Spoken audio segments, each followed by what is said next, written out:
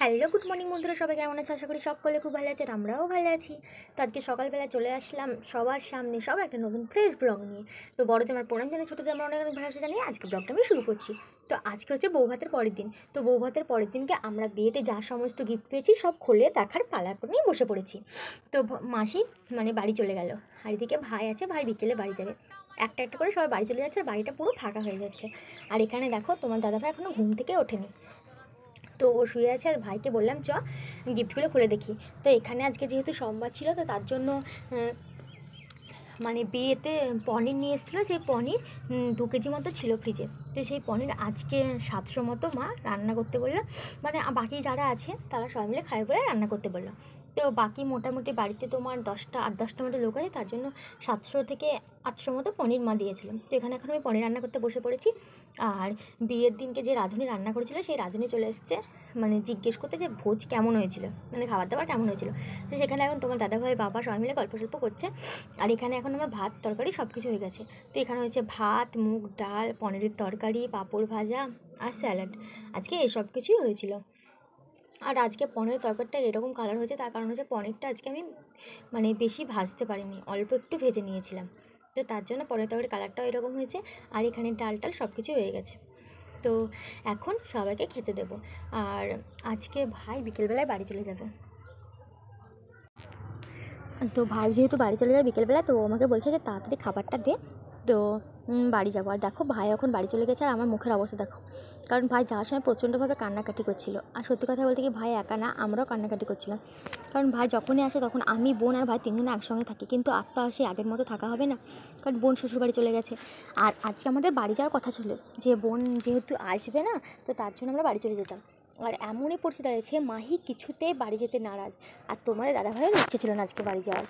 তো অবশেষে যেহেতু দুইজনের মত ছিল না, তাই আমি রেডি হয়ে আবার পুরো চেঞ্জ করতে হয়েছিল, কারণ কি আজকে আমরা বাড়ি যেতে পারিনি।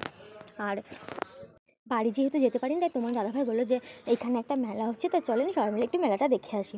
তো তার জন্য আমি, তোমার দাদাভাই বাবা, মাহি, মা চলে গেলাম রাতে মেলা দেখতে। তো এখানকার যে মেলাটা, সেটা তোমার অনেকটা বড় হয়। তো তার জন্য এখন সবাই মিলে চলে গেছি মেলা দেখতে। আর এই যে দেখো, অবশেষে আমরা চলেও এসেছি। আর মেলাতে এসে এমন পরিস্থিতিতে পড়বো, সেটা স্বপ্নেও ভাবতে পারিনি। মেলাতে এসে মারামারি সামনে চলে গেছিলাম পুরো, একজন মারামারি ছোট বড় সব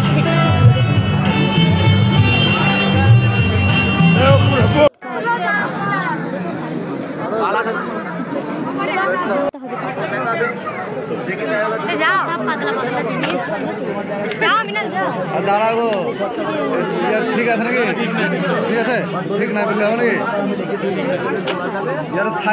সাইড আছে বেকা, আসল জিনিসটা দেয় না, তাই না? আর এখানে আমরা মেলা না দেখে এখন চলে এসেছি একটা মন্দিরে, কারণ ওই মেলাতে যে পরিমাণে মারামারি লেগেছিলো, প্রচণ্ড পুলিশ থেকে শুরু করে অনেকেই আতঙ্কে, কী বলতো, পুলিশ না থাকলে মারামারিটা একটু বেশিই হয়ে যেত। তো পুলিশ যেহেতু চলে এসেছিলো, তাই মারামারিটা অতটা হতে পারেনি, কারণ যারা মারামারি করছে তাদেরকে ধরে নিয়ে গেছিলো। আর এখানে আমরা মারামারির যেহেতু মাঝখানে চলে এসেছিলাম, তো আমাদের মধ্যে কী বলবো, বিশেষ করে আমার আর মার মধ্যে একটু আতঙ্কটা বেশি হয়ে গেছিলো, কারণ মাহি যেহেতু আমাদের সঙ্গে ছিল। আর এখানে অবশেষে একটু মন্দিরে এসে মনটা অনেকটাই শান্ত হলো। আর সত্যি কথা বলতে কী বলতো, মন্দির জায়গাটা এমনই না, সেখানে মনটা পুরোটা শান্ত হয়ে যায়। আর এখানে মাহিকে দেখো, যেখানে যাচ্ছে হাত জোড় করে প্রণাম করছে। আর এই মন্দিরটা রাম মন্দির, আমাদের এখানে নতুন তৈরি হয়েছে এই মন্দিরটা। আর শুধুমাত্র রাম যিনি ছিলেন, শুধুমাত্র রামের জন্য নয় মন্দিরটা, এটা শ্রীরাম ছাড়াও তোমার মহাদেব থেকে শুরু করে মাতাজি থেকে শুরু করে হনুমান, সমস্ত দেবতা ছিল। আর অবশেষে বাড়ি চলে আসলাম। আর এখানে তোমার দাদাভাই নিয়ে এসেছিলো পকোড়া, তো চিকেন পকোড়া। আজকে তো সোমবার ছিল, তো সোমবার থাকা সত্ত্বেও তোমার দাদাভাই পকোড়া বিরিয়ানি নিয়ে এসেছিলো। আর ও দুপুরে ভাত খেয়ে শান্তি হয়নি পনিরের তরকারি দিয়ে, তো তার জন্য ও বললো যে রাতে বিরিয়ানি খাবো। তো যাই হোক, রাতে সবাই বিরিয়ানি খেয়ে নিয়েছিলো। আর এটা হচ্ছে তারপরের দিন সকালবেলায়। আর তারপরের দিন সকালবেলা রাতে কি হয়েছিল সেটা আগে বলি। রাতের বেলায় তোমার আমরা জানতাম যে বোন আসবে না, বোন আসবে 2 দিন পর। তো আমরা অবশ্যই জানতে পারছি যে বোন আজকে আসবে। তো তার জন্য আমাদের আর বাড়ি যাওয়া হয়নি। তো মা বলে একবার অষ্টমঙ্গলটা করা হয়ে যাক, তারপরে বাড়ি যেতে। তার জন্য আর বাড়ি যাওয়া হলো না। আর এখানে যে তোয়ালেগুলো দেখতে পাচ্ছ, সেটা হচ্ছে জামাই বরণের তোয়ালে। তো বাবাকে বললাম, যা প্রত্যেকটা বাড়িতে তোয়ালেগুলো দিয়ে চলে এসো গা। প্রত্যেকটা বাড়িতে বলতে, যে বাড়িতে জামাইদের নেমন্তন্ন ছিল, যদি জামাই না থাকে তাহলে শ্বশুর বাড়িতে দিয়ে আসবে, তারা আবার নিয়ে চলে যাবে। মানে এইভাবে তলেগুলো দিয়ে আসতে বলছিলাম। আর এদিকে ফ্রিজে মাছের ডিম ছিল, সেই মাছের ডিমটা বের করে তোমার দাদাভাই বললো আজকে ভাজতে, তো মাছের ডিমটা ভেজে নেবো আর কিছুটা চিকেন রান্না করব। আর বিকেলবেলা মানে দুপুরবেলা বোনদেরকে আনতে যাবো আমি, তোমার দাদাভাই আর মাহি মিলে। আর তোমার দাদাভাই কদিন থেকে বলছে যে রিচ খাবার খেতে পাচ্ছি না, নর্মাল খাবার করো। তো মা বলে দেখো ফ্রিজে এখন মাংস মাছ প্রচুর আছে, তো এখন এগুলো খাও, নর্মাল খাবার বাড়ি গিয়ে খাবা। তো সেই মতো আজকে মাছ মাংস দুটোই হয়েছিল। তো আর দিদা দাদু যেহেতু খাবে, মা বলেছিল যে অষ্টমঙ্গলা পর্যন্ত দিদা দাদু আমাদের বাড়িতেই খাবে। আর যেহেতু মামার বাড়ি আমাদের কাছাকাছি, তো তার জন্য দিদা দাদু তোমাদের মঙ্গলা পর্যন্ত আমাদের বাড়িতে বসে গেছে। আর ওরা এখন যাবে একটু বাজার, কারণ যেহেতু বিকেলবেলায় বোনরা আসবে, তার জন্য কিছু ফল মিষ্টি কিনতে যাবে, তার জন্য ওরা খেয়ে নিচ্ছে। আর এখানে দেখতেই পাচ্ছ মাংস, মাছের ডিমের পকোড়া, আলু সেদ্ধ, ডাল সেদ্ধ সব কিছু হয়েছিল। তো এখন দিদা আর আমি খেয়ে নেবো, আর মা একটু পরে খাবে। আর এখানে এখন বাবা মাহির জন্য স্ট্রবেরি নিয়ে এসেছিলো বাজার থেকে। আর মাহিকে যেহেতু বলা হয়েছিল ওটা ওর স্ট্রবেরি, তার জন্য ও কাউকে দিচ্ছিল না। আর বাবা বলছে ওটা শুধু দিদিই খাবে, আর কেউ খাবে না। দিন থেকে মাহির শরীরটা এতটা পরিমাণে খারাপ করছে, মানে কি বলবো। তো ওর প্রচণ্ড ঠান্ডা লেগেছে, তার জন্য আমি বললাম যে তুমি ওকে ডাক্তার দেখে নিয়ে আসো। মানে একবার ওকে বড় ডাক্তার দেখিয়েছি, তো ওর যেহেতু ডাক্তার দেখে আসার পর ঠান্ডা লেগেছে, তার জন্য বললাম যে তুমি নর্মাল একটা হাতুড়ে ডাক্তারের কাছে নিয়ে যাও, সেখানে একটা কাশি সিরাপ নিয়ে এসে ওকে দাও। তো তার জন্য ওকে একটা কাশির সিরাপ আর জ্বরের সিরাপ এনে দিয়ে তোমার কি বলতো, মানে ওর কাশিটা জ্বরটা যেহেতু একটু কমে। আর এখন আমরা অবশেষে রেডি হয়ে গেছি ওকে আনতে যাব বলে বোনকে। আর তোমার দাদাভাইকে দেখো, মানে ওকে মানে কি বলবো, যদি মানে মেয়েদের মতো সাজগোজ, মানে যাওয়ার আগে মোটামুটি কতবার যে মুখ দেখবে, কতবার যে মানে মুখ ইয়ে করবে, ক্রিম লাগাবে ঠিক নেই। তো দেখো এখন আমরা বেরিয়ে পড়েছি, আর ওই যে দূরে ওখানে আমাদের গাড়ি দাঁড়িয়ে আছে। তো এখন চলে যাবো বোনের বাড়ি। তো চলো বোনের বাড়ি যাওয়া যাক। আর ওর আগের ব্লগে বলেছিলাম যে বোনের বাড়ি থেকে আমাদের বাড়ি মাত্র 5-7 মিনিট, 5-7 মিনিট করে গাড়িটা আমাদের এখানে লেগেছিল। তো দেখো অবশ্যই চলে এসেছি বোনের বাড়িতে। আর বোনের এখানে মানে দেওর ননদ বসে আছে, আর ওই যে আমাদের নতুন জামাই। আর বোন দেখো বিয়ের পর কীরকম লাগছে দেখো, মানে পুরো আলাদা হয়ে গেছে। আর এখন ওরা খাবার দিয়ে দিয়েছে। আর এখানে বোনকে এখন আমি তৈরি করে দিয়েছি। তো বোনকে আমি মানে যেমন পারি যেমনভাবে নর্মালভাবে তৈরি করে দিয়েছি। আর আমি নিজে তো শাড়ি পরতে পারি না মতো।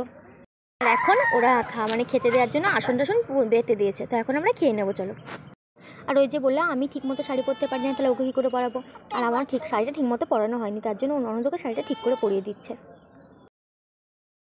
আর এখন এখানে আমরা চলে যাচ্ছি বাড়ি। তো চলো বাড়ি যাওয়া যাক, তারপরে আবার তোমাদের সাথে কথা বলবো। আর অবশেষে এখন আমরা বাড়ি চলে এসেছি। তো বাড়ি এসে মা বললো ওদেরকে একটু প্রণাম করে দিতে বললাম। তো ওরা এখন ঠাকুর ঘরে এসে দুজনে প্রণাম করে নিচ্ছে দেখো।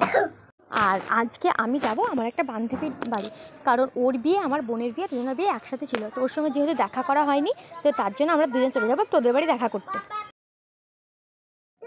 আর ওর সঙ্গে দেখা করতে এখন আমরা চলে এসেছি। আর ওর মা প্রচুর খাবার দাবার সব কিছু অ্যারেঞ্জ করছে আমাদেরকে খাওয়ানোর জন্য। যাই হোক ওদের বাড়ি থেকে অল্প একটু খেয়ে দিয়ে আবার চলে আসলাম বাড়ি, কারণ রাতের বেলা নতুন জামা যেহেতু আমাদের বাড়িতে, সেটা খাওয়া দাওয়া তো আলাদা একটা ব্যাপার থাকে। আর এখানে বোন তার ট্রলিটা গোছাচ্ছে। আর এখানে দেখো দুই ভাই এখন কথা বলছে দেখো। আর এখানে আমার মাহির প্রচণ্ডভাবে শরীর খারাপ, মানে এতটা পরিমাণে জ্বর আসবে আমরা কেউই ভাবতে পারিনি। তো মাহির এখানে প্রচণ্ডভাবে জ্বর এসছে, ওকে আমি জল ভরে দিচ্ছি। আর তোমাদের দাদাভাই আর আমার মানে নতুন জামাই চলে গেছে এখন বাজারে। ওরা দুই ভাই এখন চলে গেছে বাজারে। আর বাজার থেকে তোমার মোমো স্যুপ এগুলো নিয়ে এসছে। আর ও যেহেতু গন্ধরাজ মোমো খেয়েছে, তো আমার জন্য গন্ধরাজ মোমো নিয়ে এসেছিলো। না সত্যি কথা বলতে কি মোমো তো এটা ভালো ছিল না। তো যাই হোক একটু মোমো খেয়ে নিচ্ছি। আর তোমার দাদাভাইয়ের উপর আমি খুব রেগেও ছিলাম, কারণ ওরা দুজনে গেছে নতুন বিয়ের পর, আমাদের দুই বোনকে নিয়ে যায়নি। তো তার জন্য আমরা একটু রেগে গেছিলাম দুই বোনেই। তো যাই হোক এখন মোমোটা খেয়ে এখন চলে এসছে বাবা, তোমার দাদাভাই চলে এসছে একটু হিসাব করতে। তার কারণ হচ্ছে কালকে নতুন জামাই দেবে খাসি, মানে ফিস্ট দেবে। তো তার জন্য মানে কালকে 40 থেকে 50টা লোক হবে, মানে সবার বাড়ি, মামার বাড়ি, জ্যাঠার বাড়ি সব কিছু নিয়ে 50টা লোক হবে। তো তার জন্য কী কী বাজার করতে হবে সেটাই। Good night, tata.